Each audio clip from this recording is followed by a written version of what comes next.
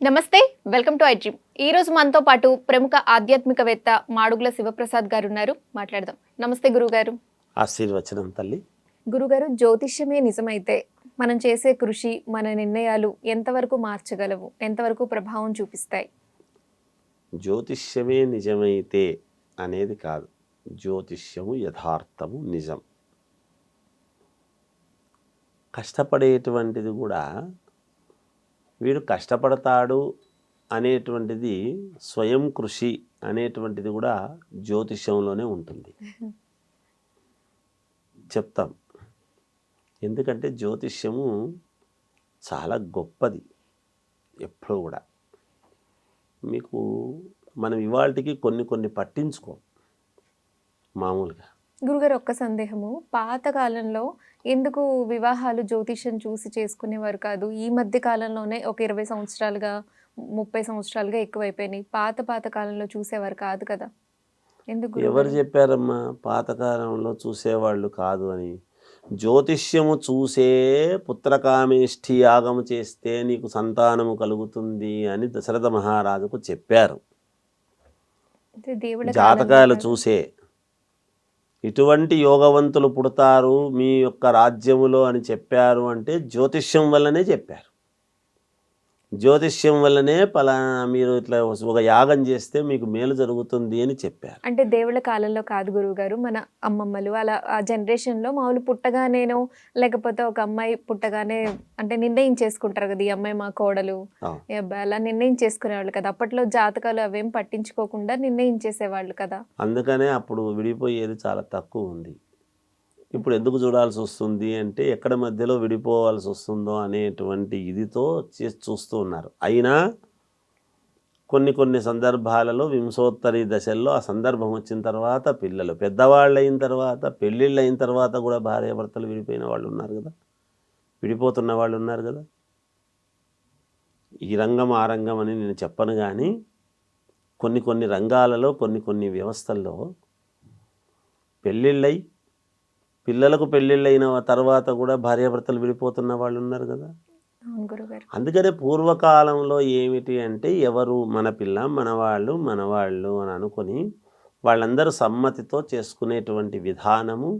అప్పుడు కొన్ని విలువలు, కట్టుబాట్లు అన్నీ ఉన్నాయి. మనం ఇలా చేస్తే మంచి పద్ధతి కాదు అని అనుకొని మనస్సును ఒక విధానముగా చేసుకొని ముందుకు వెళ్ళేటువంటి ఇది జరిగింది.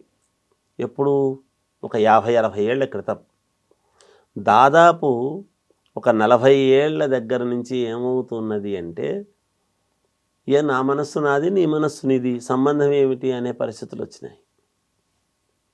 అంటే నా మనస్సుకు తగ్గట్టుగా నేను ఉంటాను అంటే ఏమవుతున్నది?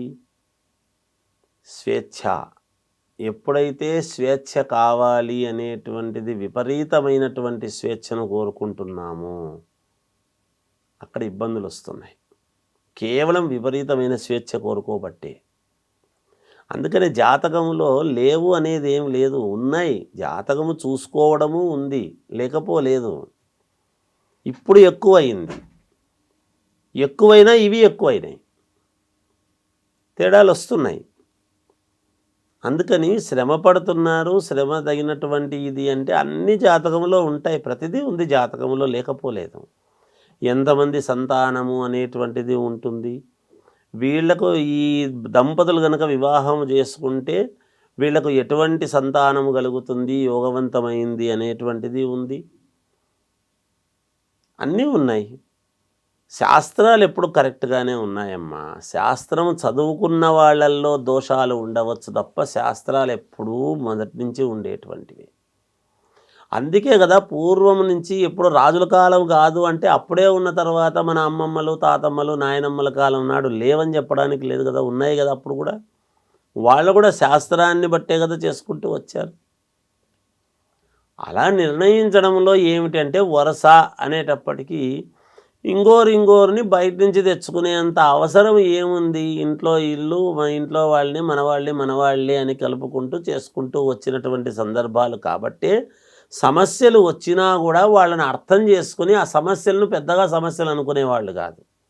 ఇప్పుడు పూర్వం ఎక్కడికన్నా బయటికి పోతే ఎక్కడికి బయటికి పోయేవాళ్ళు, ఎవరికి పేరంటానికో ఎక్కడికో పోయేవాళ్ళు. ఈ రోజుల్లో ప్రతిదీ అనుమానమే. గంట ఆలస్యం అయితే ఎందుకు ఇంత ఆలస్యమైంది, ఇంత ఆలస్యం ఎక్కడున్నావు అని అనుమానించే పరిస్థితులు వచ్చినాయి. ఎవరు చేతులారా చేసుకుంటున్నారు జీవితాలు. ఒకరి మీద ఒకరికి నమ్మకం లేకుండా పోయింది. భార్య మీద భర్తకు నమ్మకం లేదు, భర్త మీద భార్యకు నమ్మకము లేదు.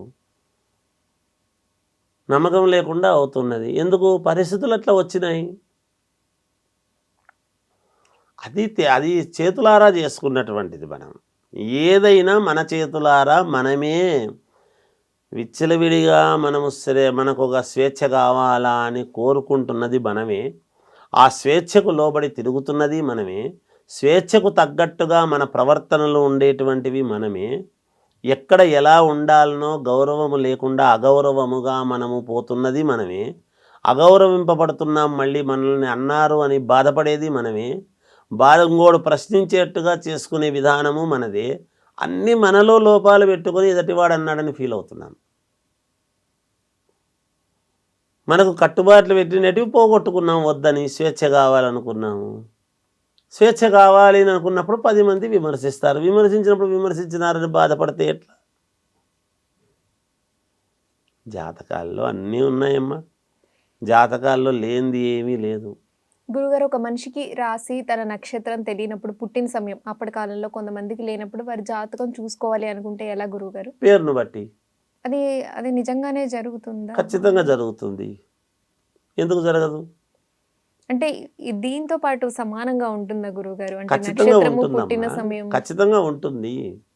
అది లేనప్పుడు ఇదే ప్రామాణికము అన్నప్పుడు దీని ప్రకారంగానే నడుస్తుంది. అంటే పేరు మనకి నచ్చినట్టు పెడతాం కదా, ఆ మొదటి అక్షరంతోనే నువ్వు చూస్తే అది. ఎట్లన్నా నడుచు, ఎట్లన్నా పెట్టు. నచ్చింది అదే పెట్టాలనేది ఏముంది? అది నచ్చింది అంటే దానికి యాప్ట్ అని పెడతారు. పూర్వమైతే అట్లాగే పెట్టేవాళ్ళు. ఇప్పుడు మాదిరి అయితే ఏవో పేర్లు తికతిక పేర్లన్నీ పెట్టేవాళ్ళు. ఇప్పుడు దానికి అర్థమేమని ఎత్తుక్కుంటున్నారు. ఒక పేరు అనుకొని దానికి అర్థం ఏమిటో గూగుల్లో ఎత్తుక్కుంటున్నారు. వాడికి తోచింది ఏదో వాడు పెట్టింటాడు గూగుల్లో. దీనికి సంబంధం ఉండదు. అంటే అప్పటి కాలంలో పుట్టిన సమయం బట్టి, జాతకం బట్టి కాకుండా ఏదో ఒక పేరు పెట్టేసేవాళ్ళు. ఒకవేళ ఆ పేరు ఫస్ట్ లెటర్ తోనే వాళ్ళ జాతకం చూస్తే. అప్పుడైనా కూడా మాసనామము, నక్షత్ర నామము, వ్యావహారిక నామము అనేటువంటివి 3 ఉంటాయి. ఏ మాసములో పుట్టారు అనేటువంటి దాంట్లో కూడా ప్రామాణికం ఉంది. శ్రావణ మాసంలో పుట్టినవాడు ఎలా ఉంటాడు, చైత్ర మాసంలో పుట్టినటువంటి వాళ్ళు ఎలా ఉంటారు, ఆషాఢ మాసంలో పుట్టేవాడు ఎలా ఉంటాడు. స్త్రీ కావచ్చు, పురుషుడు కావచ్చు. పురుషుడికైతే కొన్ని రకాలు, స్త్రీకైతే కొన్ని ఏమి తేడాలు ఉన్నాయి. వాటిని బట్టి చెప్తాం. ఖచ్చితంగా అవి అవును అని అంటారు వాళ్ళు. ఎందుకు? ఈ నెలలో పుట్టినటువంటి వాళ్లకు నిర్దిష్టంగా ఇలాగే ఉంటారు అనేటువంటి ప్రామాణికం ఉంది. ఆ ప్రామాణికాన్ని కాదనడానికి లేదు కదా. అంతే కదా. అందుకని ప్రతిదానికి ఉన్నాయి, లేకపోలేదమ్మా. గురుగారు, నక్షత్రం ప్రకారమే పేరు పెట్టిన వాళ్ళకి గనక వేరే పేరుతో పిలవడం వల్ల వారికి అంటే అంతే అనుకూలంగా ఉంటుందా? ఖచ్చితంగా ఉంటుందమ్మా. నేను అదే కదా చెప్తున్నాను. పేరును బట్టి చెప్పినప్పుడు పేరు ఇంకా కొంచెం శాస్త్రములో ఏముంటుంది అంటే, ఇప్పుడు ఎదురుగా మనిషి కూర్చున్నాడు అంటే ముఖ కవళికలను బట్టి కూడా చెప్పడానికి అవకాశం ఉంటుంది. ఎందుకు? మన మనస్సులో భావాలు కళ్ళల్లో కదులుతాయి. నువ్వు కొంతమంది కళ్ళని చూసి నువ్వేదో ప్రశ్న అడగాలనుకుంటున్నావు, ఏమిటి అనేటువంటిది ఒకటి వస్తుంది. ఆ కళ్ళల్లో వాళ్ళు అడగాలి అని అనుకున్నటువంటిది తెలుస్తుంది. ఈ కనుబొమ్మల మధ్య ఎంత దూరము ఉంటే, ఎంత ఇది ఉంటే ఎలాంటి వ్యక్తి ఏమిటి అనేటువంటిది తెలుస్తుంది. ఈ నుదురు ఎంత భాగము ఉంటే ఎలాంటి వాడై ఉంటాడో అతని భావాలు ఏమీ తెలుస్తుంది. ఇలా ప్రతిదానికి ఉన్నాయమ్మా. అన్ని రకాలు, ఎన్నో రకాలు ఉన్నాయి. ప్రతి దాంట్లోనూ మనము కొంచెం విశ్లేషణ చేసి ఏమిటి, దీని అర్థం ఏమిటి, దాని అర్థం ఏమిటి, ఒకవేళ అడిగితే ఎలా చెప్పాలని తెలుసుకోవాల్సిన ధర్మం మాకుండాలి. వాటిని గురించి మేము తెలుసుకోవాలి కదా.